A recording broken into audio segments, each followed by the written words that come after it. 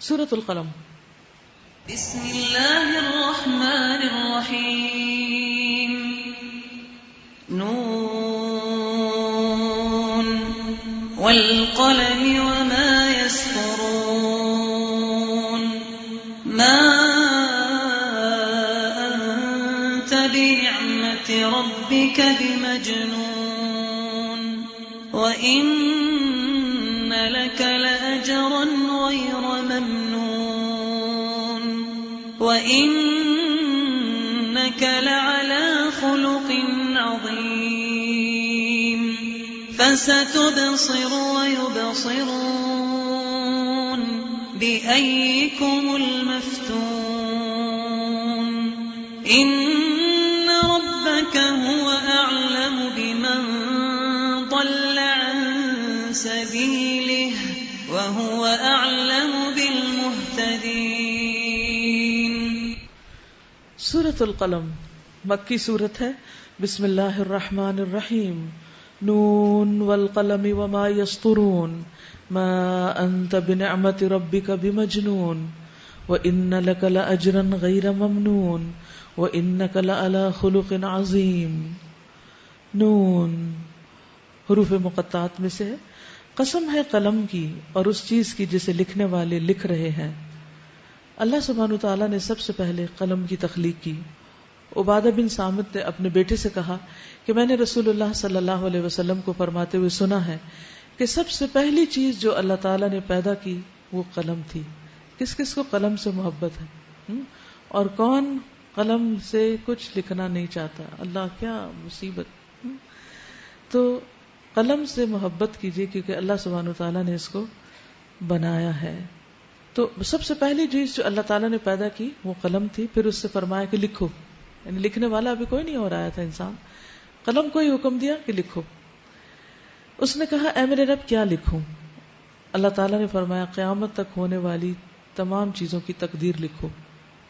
اے میرے بیٹے بے شک میں نے رسول اللہ صلی اللہ علیہ وسلم سے سنا ہے کہ جو شخص اس کے سوا کسی اور عقیدے پر مر گیا وہ مجھ سے نہیں، یعنی تقدیر پر ایمان لانا ایمان کا ایک بنیادی حصہ ہے۔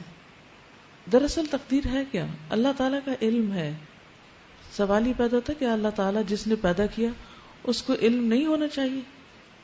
ہونا چاہیے نا۔ اور اگر اس کو پتہ ہی نہ اس نے پیدا کیا اور کس شکل اور کس رنگ اور کس ڈیزائن کا پیدا کیا اور کس چیز کو کہاں رکھنا ہے اور پھر کون سی چیز کب کس زمانے میں آئے گی، یہ سارا اس کا علم ہے۔ تو الا یعلم من خلق وهو اللطیف الخبیر، کیا وہی نہیں جانے گا جس نے پیدا کیا؟ تو یہ تو اس کے لیے ایک لازمی چیز ہے کہ جس کو ہم الہ مانتے ہیں اور جس کو ہم خالق اور رب مانتے ہیں اس کو العلیم بھی مانے، الحکیم بھی مانے، القدیر بھی مانے، کیونکہ اسی نے سب کچھ بنایا ہے اور اسی کی طرف سب کچھ لوٹ رہا ہے، اور اس نے جو کچھ بنایا ہے درست اندازے کے ساتھ بنایا ہے، صحیح طور پر بنایا ہے اور کسی پر ظلم کرنے والا نہیں۔ یعنی ایک اور چیز آپ جان رکھیے کہ جہاں اللہ تعالیٰ خالق مالک اور مدبر ہے وہاں وہ بندوں پر ظلم نہیں کرتا۔ تو اس لیے کوئی یہ نہیں الزام دے سکتا کہ اللہ نے میری تقدیر میں لکھ دیا ہے کہ میں نماز نہ پڑھوں یا میں کوئی اچھے کام نہ کروں۔ یہ دراصل ہمارے اپنے بہانے ہیں، اور اللہ کو پہلے سے ہی پتا تھا کہ کون شخص میرا حکم سنتے ہی کھڑا ہو جائے گا اور کون مانے گا نہیں۔ جیسے آپ کو اپنے بچوں کے بارے میں پتا ہوتا ہے کہ یہ بات میں جب کہوں گی تو کس کا ری ایکشن کیا ہوگا، تو ہمارے چھوٹے سے تجربے کی بنا پر ہمیں پتا ہوتا ہے کہ مختلف لوگوں کے ری ایکشنز کیا ہونے والے۔ تو کیا اللہ سبحانہ وتعالیٰ جس نے سب کو ہی پیدا کیا اور ان کی سب ضرورت کی چیزیں بھی پیدا کی اس کو نہیں پتا ہوگا؟ اگر اس کو پتا نہ ہو تو پھر یہ نظام چل ہی نہیں سکتا۔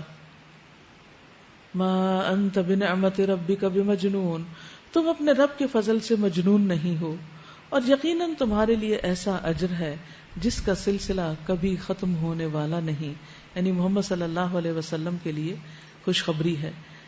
کیا وجہ تھی کہ آپ کے لیے اتنا اجر جو ختم نہ ہو؟ کیونکہ آپ اخلاق کے بہت بڑے مرتبے پر فائز تھے۔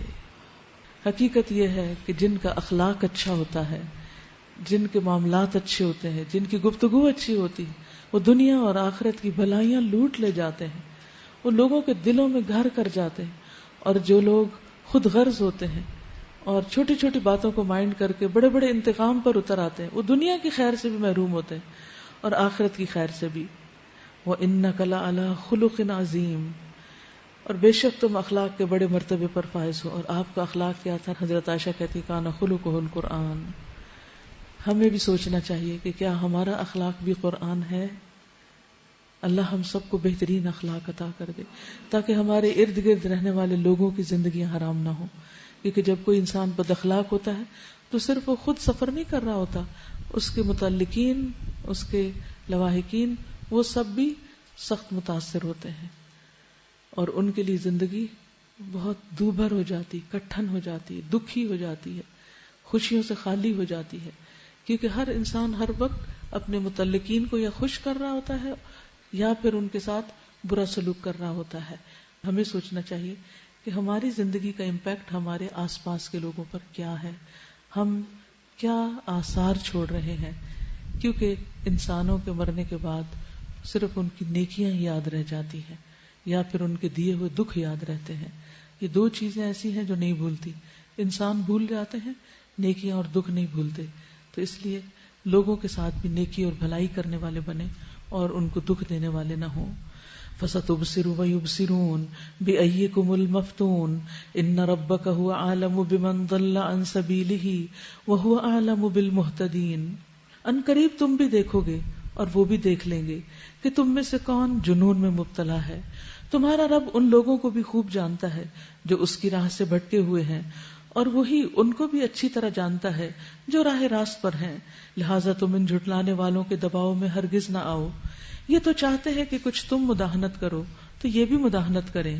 ہرگز نہ دبو کسی ایسے شخص سے جو بہت قسمیں کھانے والا ہے، بے وقت آدمی ہے، تانے دیتا ہے، چگلیاں کھاتا پھرتا ہے، بھلائی سے روکتا ہے، ظلم اور زیادتی میں حد سے گزر جانے والا ہے، سخت بد اعمال ہے، جفاکار ہے، اور ان سب عیوب کے ساتھ ساتھ بد اصل بھی ہے. یعنی ایک طرف ہمارے حبیب محمد صلی اللہ علیہ وسلم کا کردار ہے اور دوسری طرف آپ کے مخالفین کا کردار ہے. ایک مخصوص شخصیت کی نقشہ کشی کی گئی، نام نہیں دیا گیا، لیکن کس لیے یہ سب کچھ بتا دیا گیا؟ تاکہ ہم سب اپنا اپنا جائزہ بھی لے لیں کہ ہم کس کیٹیگری میں پورے آتے ہیں. یعنی کیا واقعی ہم اللہ سبحانہ و تعالیٰ کے محبوب بندوں کی کیٹیگری میں ہیں، یا جو دین کے مخالف ہیں اور بد اخلاق اور بدتمیز قسم کے لوگ ہیں، ان جیسی عادات ہم نے اپنائی ہیں.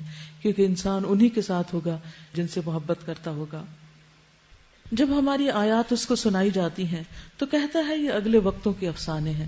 یعنی بد اخلاق ہونے کے ساتھ ساتھ بے ایمان بھی ہے کہ اس کو اللہ تعالیٰ کی بھیجی ہوئی اس کتاب پر یقین نہیں. ان قریب ہم اس کی سونڈ پر داغ لگائیں گے.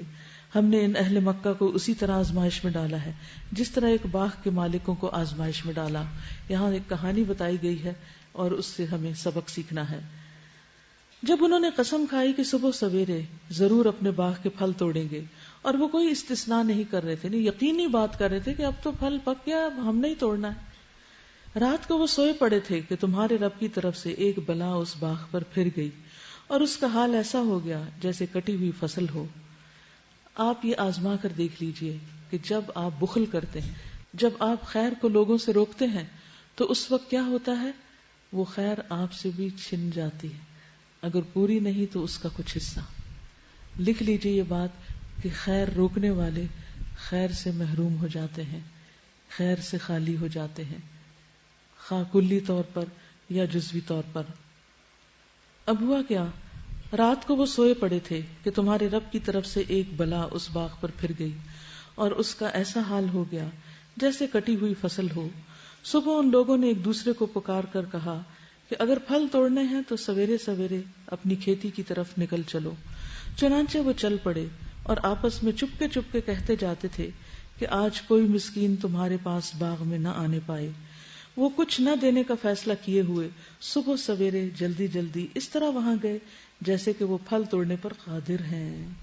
یعنی انسان سمجھتا ہے اس کا مال اس کی ملکیت ہے، وہ جیسے چاہے اس کو استعمال کرے، اور یہ نہیں پتا کہ ناشکری کی وجہ سے اور اللہ تعالیٰ کی نافرمانی اور خصوصاً بندوں سے خیر روکنے کی وجہ سے اس کا حال کیا ہوگا. مگر جب باغ کو دیکھا تو کہنے لگے ہم راستہ بھول گئے ہیں. نہیں، بلکہ ہم محروم رہ گئے ہیں. یعنی ہمارا باغ ہی جل گیا ہے. سمجھ آ گئی ان کو. ان میں سے جو سب سے بہتر تھا اس نے کہا میں نے تم سے کہا نہ تھا کہ تم تسبیح کیوں نہیں کرتے؟ پھر آپ دیکھیے تسبیح کی اہمیت کہ اس نے کہا میں نے کہا نہ تھا کہ تم تسبیح کیوں نہیں کرتے؟ وہ پکار اٹھے پاک ہے ہمارا رب، واقعی ہم گناہگار تھے۔ پھر ان میں سے ہر ایک دوسرے کو ملامت کرنے لگا۔ آخر کو انہوں نے کہا افسوس ہمارے حال پر، بے شک ہم سرکش ہو گئے تھے۔ بعید نہیں کہ ہمارا رب ہمیں بدلے میں اس سے بہتر باغ عطا فرمائے، ہم اپنے رب کی طرف رجوع کرتے ہیں۔ تو اس میں بہت بڑا عبرت کا سامان ہے، بہت بڑی نصیحت ہے ہم سب کے لیے، کیا کہ جو نعمتیں اللہ نے ہم کو دی ہیں انہیں ہم دوسروں کے ساتھ شیئر کرتے رہیں۔ حضرت اسماء کو نبی صلی اللہ علیہ وسلم نے فرمایا تھا لا تو کی فیوکا علیکی، تم مت روکنا ورنہ تم سے روک لیا جائے گا، یعنی اگر تم خیر کو دوسروں سے روکو گی تو خیر تم سے روک لی جائے گی۔ ایسا ہوتا ہے عذاب، اور آخرت کا عذاب اس سے بھی بڑا ہے۔ لو کانوا یعلمون، کاش وہ جانتے ہوتے، ان للمتقین عند ربہم جنات النعیم، یقیناً اللہ سے ڈرنے والوں کے لیے ان کے رب کے ہاں نعمت بھری جنتیں ہیں۔ کیا ہم فرما برداروں کا حال مجرموں کا سا کر دیں؟ تم لوگوں کو کیا ہو گیا ہے؟ تم کیسے حکم لگاتے ہو؟ کیا تمہارے پاس کوئی کتاب ہے جس میں تم یہ پڑھتے ہو کہ ضرور تمہارے لیے وہاں وہی کچھ ہے جو تم اپنے لیے پسند کرتے ہو؟ یا پھر کیا تمہارے لیے روز قیامت تک ہم پر کچھ عہد و پیمان ثابت ہے کہ تمہیں وہی کچھ ملے گا جس کا تم حکم لگاؤ، تم فیصلہ کرو؟ ان سے پوچھو تم میں سے کون اس کا ضامن ہے، یا پھر ان کے ٹھہرائے ہوئے کچھ شریک ہیں جنہوں نے اس کا ذمہ لیا ہو؟ یہ بات ہے تو لائیں اپنے شریکوں کو اگر یہ سچے ہیں۔ یوم یکشف عن ساق ویدعون الی السجود فلا یستطیعون، تو جس روز پنڈلی کھول دی جائے گی اور لوگوں کو سجدہ کرنے کے لیے بلایا جائے گا تو یہ لوگ سجدہ نہ کر سکیں گے، ان کی نگاہیں نیچی ہوں گی، ذلت ان پر چھا رہی ہوگی۔ یہ جب صحیح سالم تھے تو اس وقت انہیں سجدے کے لیے بلایا جاتا تھا اور یہ سجدے سے انکار کرتے تھے۔ جو لوگ دنیا میں نماز نہیں پڑھتے، سجدہ نہیں کرتے، وہ قیامت کے دن بھی سجدے سے محروم رہیں گے۔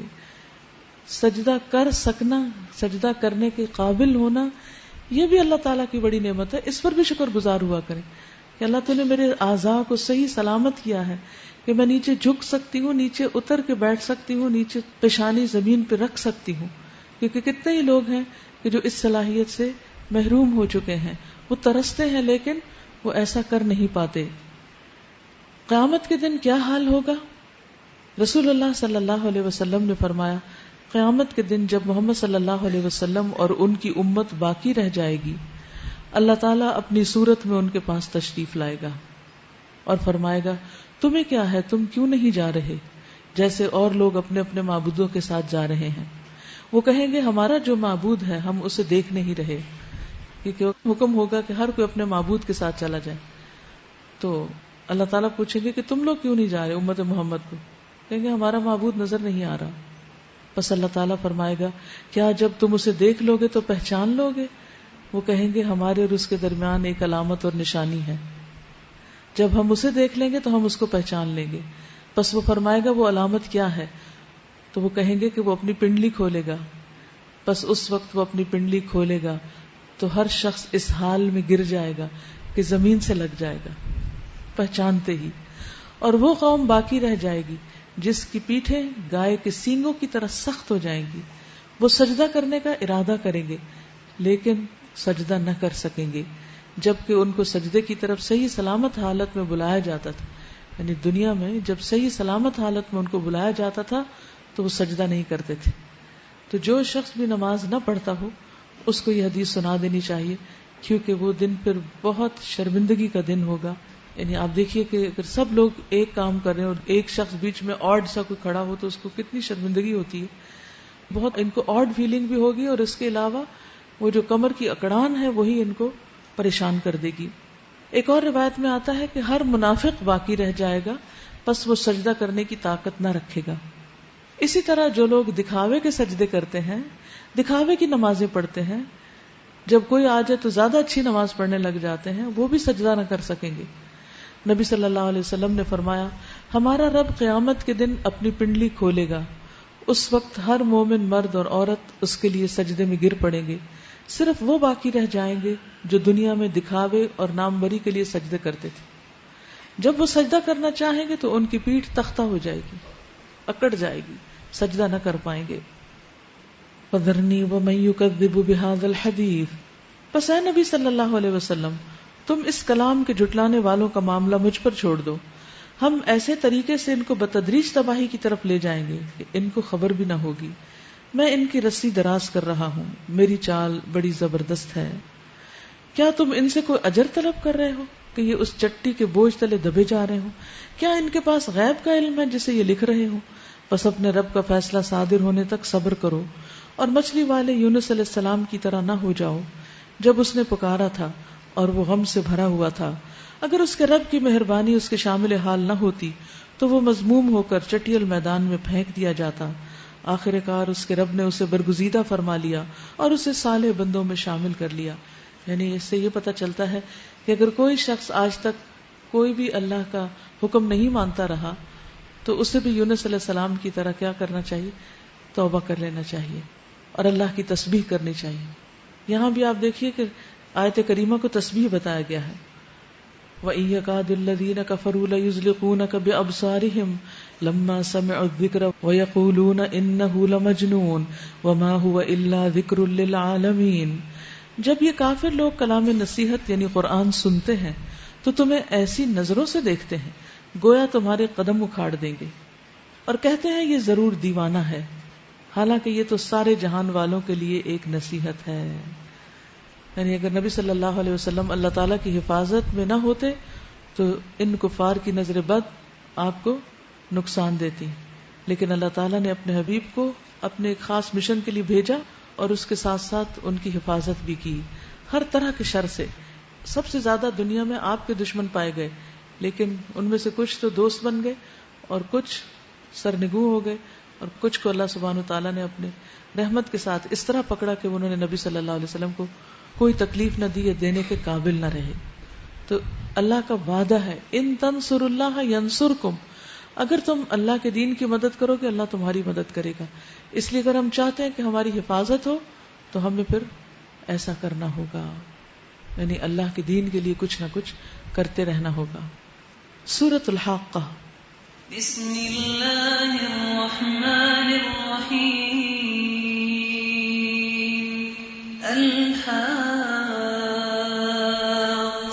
ما الحاقة بالقارعة فأما ثمود فأهلكوا بالطاغية وأما عاد فأهلكوا بريح صرصر عاتية سخرها عليهم 7 ليال و8 أيام حسوما فترى القوم فيها صرعا كأنهم أعجاز نخل خاوية۔ سورۃ الحاقہ مکی سورت ہے۔ بسم اللہ الرحمن الرحیم۔ الحاقۃ ما الحاقہ وما ادراک ما الحاقہ کذبت ثمود وعاد بالقارعہ۔ حق ہونے والی وہ کیا ہے جو حق ہونے والی ہے، اور تم کیا جانو کہ وہ کیا ہے جو حق ہونے والی ہے، ثابت ہونے والی ہے، ہو کر رہنے والی ہے۔ ثمود اور عاد نے اچانک ٹوٹ پڑنے والی آفت کو جھٹلایا، یعنی اللہ کے عذاب کو، آخرت کو، یعنی دنیا میں بھی جو آنے والے عذاب ہیں اور کھڑکا دینے والی آخرت کا جو دن ہے اس کا بھی انہوں نے انکار کیا۔ فَأَمَّا ثَمُودُ فَأُهْلِكُوا بِالطَّاغِيَةِ، تو سمود ایک سخت حادثے میں ہلاک کر دیے گئے، اور عاد ایک بڑی شدید طوفانی آندھی سے تباہ کیے گئے۔ اللہ تعالیٰ نے اس کو مسلسل 7 رات اور 8 دن ان پر مسلط رکھا، تیز ہوا اور 1 ویک کے لیے ان پر چلتی ہی رہی۔ تم وہاں ہوتے تو دیکھتے کہ وہ وہاں اس طرح پچھڑے پڑے ہیں جیسے وہ کھجور کے بوسیدہ تنے ہوں۔ اب کیا ان میں سے کوئی تمہیں باقی بچا نظر آتا ہے؟ ان کی تو نسلیں ہی مٹ گئیں۔ اور اسی خطائے عظیم کا ارتکاب فرعون اور اس سے پہلے کے لوگوں نے اور تلپٹ ہو جانے والی بستیوں نے کیا. ان سب نے اپنے رب کے رسول کی بات نہ مانی تو اس نے ان کو بڑی سختی کے ساتھ پکڑا. جب پانی کا طوفان حد سے گزر گیا تو ہم نے تم کو کشتی میں سوار کر دیا تھا تاکہ اس واقعے کو تمہارے لیے ایک سبق آموز یادگار بنا دیں اور یاد رکھنے والے کان اس کی یاد محفوظ رکھیں. پھر جب ایک دفعہ سور میں پھونک مار دی جائے گی اور زمین اور پہاڑوں کو اٹھا کر ایک ہی چوٹ میں ریزہ ریزہ کر دیا جائے گا، اس روز وہ ہونے والا واقعہ پیش آ جائے گا، یعنی قیامت آ جائے گی. اس دن آسمان پھٹے گا اور اس کی بندش ڈھیلی پڑ جائے گی. فرشتے اس کے اطراف و جوانب میں ہوں گے. 8 فرشتے اس روز تیرے رب کا عرش اپنے اوپر اٹھائے ہوئے ہوں گے. وہ دن ہوگا جب تم پیش کیے جاؤ گے اللہ کے حضور. تمہارا کوئی راز چھپا نہ رہ جائے گا، کوئی بھی سیکرٹ نہ رہ جائے گا. اس وقت جس کا نامہ اعمال اس کے سیدھے ہاتھ میں دیا جائے گا، وہ کہے گا لو دیکھو پڑھو میرا نامہ اعمال، میں سمجھتا تھا مجھے ضرور اپنا حساب ملنے والا ہے. یعنی جو شخص حساب کی فکر کرے گا اسی کو نامہ اعمال دائیں ہاتھ میں دیا جائے گا. پس وہ دل پسند عیش میں ہوگا، عالی مقام جنت میں جس کے پھلوں کے گچھے جھکے پڑ رہے ہوں گے. ایسے لوگوں سے کہا جائے گا مزے سے کھاؤ اور پیو ان اعمال کے بدلے میں جو تم گزرے ہوئے دنوں میں کرتے رہے ہو. تو پھر وہاں پر فائدہ کیا چیز دے گی؟ یوم لا ينفع مال ولا بنون الا من اتى الله بقلب سلیم. المال والبنون زینۃ الحیات الدنیا والباقیات الصالحات خیر عند ربک ثوابا وخیر عملا. تو عمل سے زندگی بنتی ہے، جنت بھی جہنم بھی. اور جس کا نامہ اعمال اس کے بائیں ہاتھ میں دیا جائے گا وہ کہے گا کاش میرا نامہ اعمال مجھے نہ دیا گیا ہوتا اور میں نہ جانتا کہ میرا حساب کیا ہے. کاش میری وہی موت جو دنیا میں آئی تھی فیصلہ کن ہوتی، یعنی مجھے دوبارہ زندہ نہ ہونا پڑتا. ما اغنی عنی مالیہ ہلک عنی سلطانیہ خذوہ فغلوہ ثم الجحیم صلوہ ثم فی سلسلۃ ذرعها 70 ذراعا فاسلکوہ. آج میرا مال میرے کچھ کام نہ آیا، میرا سارا اقتدار ختم ہو گیا. حکم ہوگا پکڑو اسے اور اس کی گردن میں توق ڈال دو، پھر اسے جہنم میں جھونک دو، پھر اس کو 70 ہاتھ لمبی زنجیر میں جکڑ دو. یہ نہ اللہ بزرگ و برتر پر ایمان لاتا تھا اور نہ مسکین کو کھانا کھلانے کی ترغیب دیتا تھا. لہذا آج نہ یہاں اس کا کوئی یار غمخوار ہے اور نہ زخموں کے دھون کے سوا اس کے لیے کوئی کھانا ہے جسے خطا کاروں کے سوا کوئی نہیں کھاتا. بس نہیں، میں قسم کھاتا ہوں ان چیزوں کی بھی جو تم دیکھتے ہو اور ان کی بھی جنہیں تم نہیں دیکھتے. یہاں یہ جو اہل جہنم کا عذاب بتایا گیا نا، بڑا ہی غلیظ قسم کا اور بھیانک قسم کا ہے. ابن عباس کہتے ہیں کہ جہنم میں پیپ اور خون کی وادیاں بہہ رہی ہیں، یعنی جہنم والے جسم جل جل کے موٹے ہو جائیں گے اور ان سے پانی رس رس کے، اور پانی کے ساتھ خون اور پیپ بھی رسے گی اور اس سے ندیاں بہہ پڑیں گی، اور ان وادیوں سے پھر وہ لوگ پانی پیئیں گے، یہ گند پیئیں گے جو جہنم میں جائیں گے. ظاہر ہے کہ جن کے اخلاق دنیا میں گندے ہیں اور جن کے عقیدے میں شرک کی گندگی ہے ان کا انجام پھر یہی ہے جو اللہ تعالیٰ نے بتایا ہے ہمیں. پس نہیں، میں قسم کھاتا ہوں ان چیزوں کی بھی جو تم دیکھتے ہو اور ان کی بھی جنہیں تم نہیں دیکھتے. یہ ایک رسول کریم کا قول ہے، کسی شاعر کا قول نہیں. تم لوگ کم ہی ایمان لاتے ہو، اور نہ یہ کسی کاہن کا قول ہے، تم لوگ کم ہی غور کرتے ہو. یہ رب العالمین کی طرف سے نازل ہوا ہے. اور اگر نبی صلی اللہ علیہ وسلم نے خود گھڑ کر کوئی بات ہماری طرف منسوب کی ہوتی تو ہم اس کا دایاں ہاتھ پکڑ لیتے اور اس کی رگ گردن کاٹ ڈالتے. پھر تم میں سے کوئی ہمیں اس کام سے روکنے والا نہ ہوتا. کس کے لیے کہا جا رہا ہے؟ اللہ کے رسول کے لیے، کہ اگر وہ اللہ پہ جھوٹ باندھتے تو ان کے ساتھ ہم یہ معاملہ کرتے. تو ہم سب کو اس سے سخت پرہیز کرنا چاہیے اور توبہ کرنی چاہیے کہ کوئی جھوٹی بات اللہ کے ذمے لگائیں. در حقیقت پرہیزگار لوگوں کے لیے یہ ایک نصیحت ہے، اور ہم جانتے ہیں کہ تم میں سے کچھ لوگ جھٹلانے والے ہیں. ایسے کافروں کے لیے یہ موجب حسرت ہے اور یہ بالکل یقینی حق ہے. بس اے نبی صلی اللہ علیہ وسلم اپنے رب عظیم کے نام کی تسبیح کرو.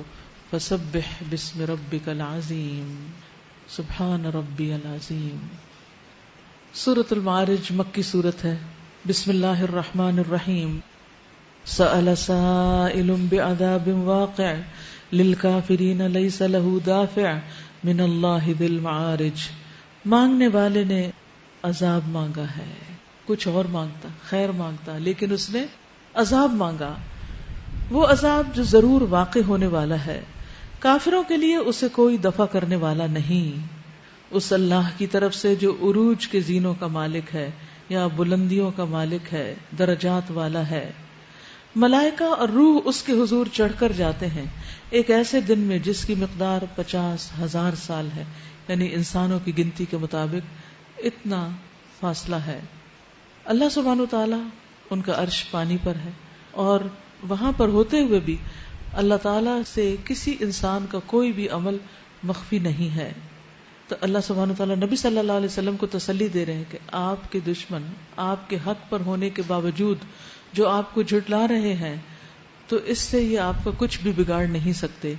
آپ فی الحال صبر سے کام لیں. یہ اس میں ہم سب کے لیے ایک بہت بڑا سبق ہے. انڈر لائن کیجئے اس کو. فاصبر صبرا جمیلا. بہت دفعہ ایسا ہوتا ہے کہ کسی سے ہمیں کوئی تکلیف پہنچتی ہے، ہم ہرٹ ہوتے ہیں، اور پھر ہم اس کی بات دنیا بھر میں پھیلانا شروع کر دیتے ہیں. غیبت، چغلی، جو بھی بن پڑے کرتے چلے جاتے ہیں. نبی صلی اللہ علیہ وسلم اگر یہی کردار اختیار کرتے جو ابو جہل کا تھا یا امیہ بن خلف کا تھا، یا جس کا کردار ہمیں سورۃ القلم میں بتایا گیا ہے کہ وہ سب سے بدترین اور شریر انسان تھا اور چغلی کرنے والا اور بدکار، تو پھر ہم میں اور ان میں فرق کیا رہ جاتا ہے؟ ہر ایسے موقع پر اپنا جائزہ لیا کرے جب کوئی آپ کو ہرٹ کرے، جب کوئی آپ کو تکلیف دے، کہ آپ نے اب اس تکلیف کا ذکر کہاں کرنا اور کہاں نہیں کرنا. کیونکہ ایک بات ایک جگہ سے اٹھا کے دوسری جگہ پہنچانا یہ ناپسندیدہ چیز ہے. اور خصوصاً اگر لوگوں کو ایک دوسرے سے بدگمان کرنے کے لیے، دوستوں میں پھوٹ ڈالنے کے لیے ہو، آپس میں لڑانے کے لیے ہو، یہ تو اور بھی زیادہ بری چیز ہے. نبی صلی اللہ علیہ وسلم نے فرمایا، کیا تم جانتے ہو کہ عزا کیا ہے؟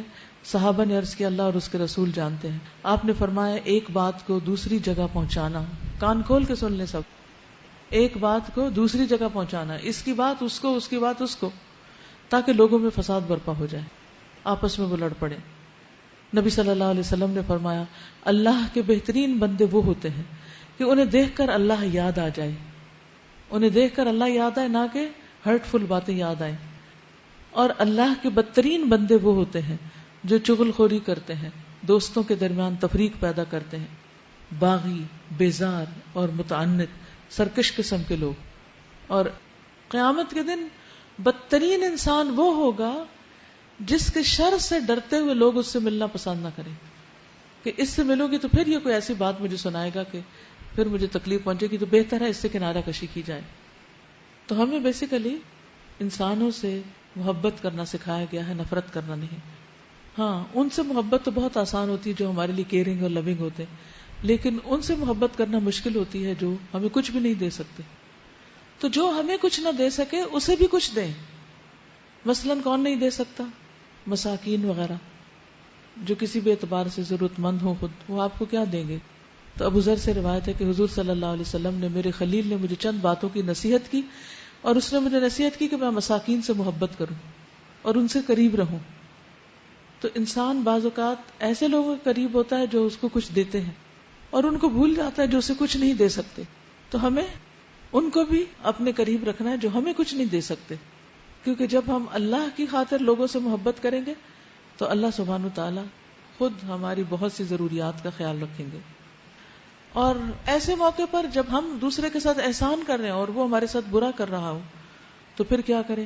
فاصبر صبرا جمیلا. اور اس کے لیے کیا کریں؟ نمبر 1، جس نے برا بلا کہا اس کو تو معاف کر دیں، اگنور کریں اس کی زیادتی کو. اور دوسرے، اللہ کے آگے خوب فریادیں کریں، انما اشکو بثی وحزنی الی اللہ. اور اللہ سے بڑھ کر آپ کے دل کے حال کون جانتا ہے اور ان کو خوشی میں کون بدل سکتا ہے. اس لیے فوراً اللہ سبحانہ تعالیٰ کی طرف رجوع. انہم یرونہ بعیدا، یہ لوگ اسے دور سمجھتے ہیں اور ہم اسے قریب دیکھ رہے ہیں، یعنی قیامت کو. ویسے وہ حقیقت ہے کہ قیامت قریب ہے، اور ہر انسان جب مر جائے تو اس کی قیامت تو آ ہی گئی. وہ عذاب اس روز ہوگا جب آسمان پگھلی ہوئی چاندی کی طرح ہو جائے گا اور پہاڑ رنگ برنگ کے دنکے ہوئے اون جیسے ہو جائیں گے، یعنی فاسٹ کلرز ہو جائیں گے، اور کوئی جگری دوست اپنے جگری دوست کو نہ پوچھے گا، حالانکہ وہ ایک دوسرے کو دکھائے جائیں گے۔ کوئی فرینڈ کسی فرینڈ کو کچھ فائدہ نہ دے سکے گا، حالانکہ وہ ایک دوسرے کو دکھائے جائیں گے۔ مجرم چاہے گا کہ اس دن کے عذاب سے بچنے کے لیے اپنی اولاد کو، اپنی بیوی کو، اپنے بھائی کو، اپنے قریب ترین خاندان کو جو اسے پناہ دینے والا تھا، اور روئے زمین کے سب لوگوں کو فدیے میں دے دے، سب کو جہنم میں جھونک دے اپنے آپ کو جہنم سے بچانے کے لیے۔ اتنا خود غرض ہو جائے گا انسان، اور اتنا اس دن ڈرا ہوا ہوگا، اور یہ تدبیر اسے ہرگز نجات نہ دلائے گی، یعنی ایسا کرنے سے اس کو فائدہ نہیں پہنچے گا۔ اللہ تعالیٰ نے دنیا میں ہم سے بہت ہلکی چیزوں کا مطالبہ کیا، ہم تو وہ بھی نہیں دے پاتے، تو ساری دنیا کہاں سے دیں گے؟ ہرگز نہیں، وہ تو بھڑکتی ہوئی آگ کی لپٹ ہوگی جو گوشت پوست کو چاٹ جائے گی، پکار پکار کر اپنی طرف بلائے گی ہر اس شخص کو جس نے حق سے منہ موڑا، پیٹ پھیری اور مال جمع کیا اور سینت سینت کر رکھا۔ ان الانسان خلق ہلوعا، بے شک انسان تھوڑ دلا پیدا کیا گیا ہے۔ اذا مسہ الشر جزوعا، جب مصیبت آتی ہے تو گھبرا اٹھتا ہے، جزع فزع کرتا ہے۔ وَإِذَا مَسَّهُ الْخَيْرُ مَنُوعًا، اور جب خیر خوشحالی پہنچتی ہے تو روکنے والا بن جاتا ہے۔ إِلَّا الْمُصَلِّينَ، مگر نمازیوں کے سوا سب اس مشکل میں گرفتار ہیں۔ الَّذِينَ هُمْ عَلَى صَلَاتِهِمْ دَائِمُونَ، وہ جو اپنی نمازوں میں دوام اختیار کرتے ہیں، کنسسٹنسی، کنٹینیوٹی کے ساتھ کام کرتے ہیں۔ نبی صلی اللہ علیہ وسلم نے فرمایا، وہی عمل اختیار کرو جس کی تم میں طاقت ہو، کیونکہ اللہ تعالیٰ ثواب دینے سے نہیں تھکتا، یہاں تک کہ تم خود ہی اکتا جاؤ، تم نہ تھک جاؤ۔ نبی صلی اللہ علیہ وسلم اس نماز کو سب سے زیادہ پسند فرماتے تھے جس پر ہمیشگی اختیار کی جائے، خواہ کم ہی کیوں نہ ہو، 2 نفل ہی چاشت کے کیوں نہ ہو۔ جب آپ صلی اللہ علیہ وسلم کوئی نماز شروع کرتے تو اسے ہمیشہ پڑھتے، ایسے نہیں کہ کبھی تہجد پڑھ لیا، کبھی چاشت پڑھ لی، کبھی چراغ پڑھ لیا، کبھی کچھ، یعنی وہ اس میں مداومت اختیار کرتے تھے، ان کے اندر استقامت تھی۔ تو یہ جو استقامت والے لوگ ہیں یہ اس خرابی سے بچے ہوئے ہیں جس کا پیچھے ذکر کیا گیا ہے۔